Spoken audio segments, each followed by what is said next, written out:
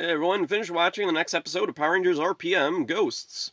This episode starts with a lengthy recap of the previous episode. I don't think it's all necessary, it could have easily been trimmed down. Behind the scenes, this is the last episode to be written by Eddie Gazelian, the original showrunner for RPM. He was taken off the show, supposedly for turning in scripts late. Personally, I find this reason a little suspicious considering I never heard that complaint about him concerning all the other shows he's worked on, including numerous other Disney shows. I think there was far more going on behind the scenes that we're not aware of. It's for this reason I think this episode may have ran short a few seconds, and the recap was mainly to pad out the runtime more than to give comprehensive context to what's going on. On to the actual episode. The Rangers are on their way to Omega City and wondering who or what the two mysterious Zords they saw were. Dylan has a bad feeling. Despite heading towards the place he saw in his memory, nothing looks familiar.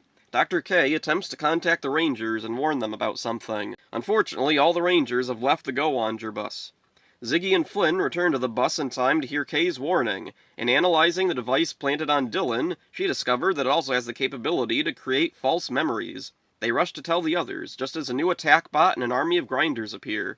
During the ensuing battle, two new Rangers jump in, Gold and Silver. They drive off the attack bot and almost immediately leave before the team can talk to them. The Rangers leave unknowingly carrying a bomb on the bus planted by the attack bot.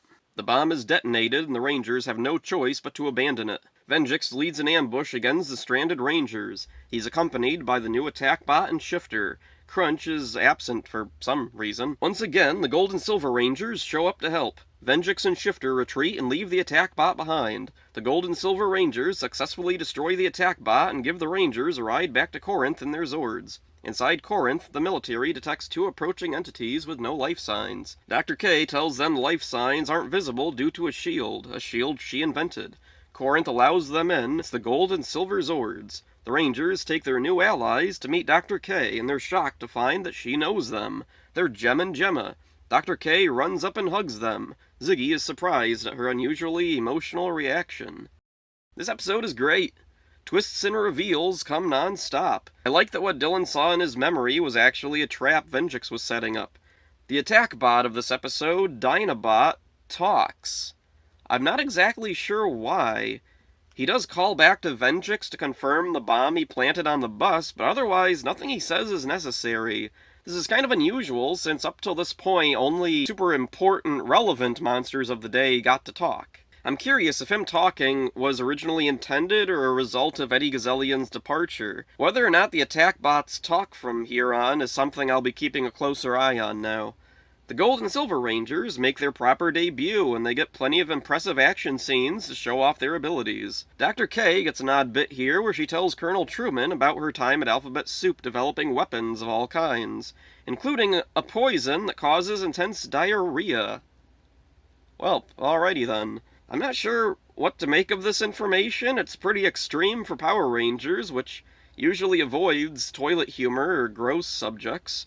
Jem and Gemma are called by name by Dr. K, showing just how important they are to her.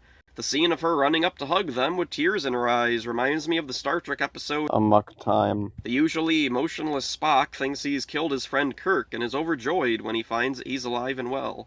Soon, Chip, Judd, Lynn's run on RPM will begin, and it'll be interesting to see if anything tone or style-wise will change. I remember RPM holding its quality pretty consistently, only getting a little weird in a pseudo behind-the-scenes episode.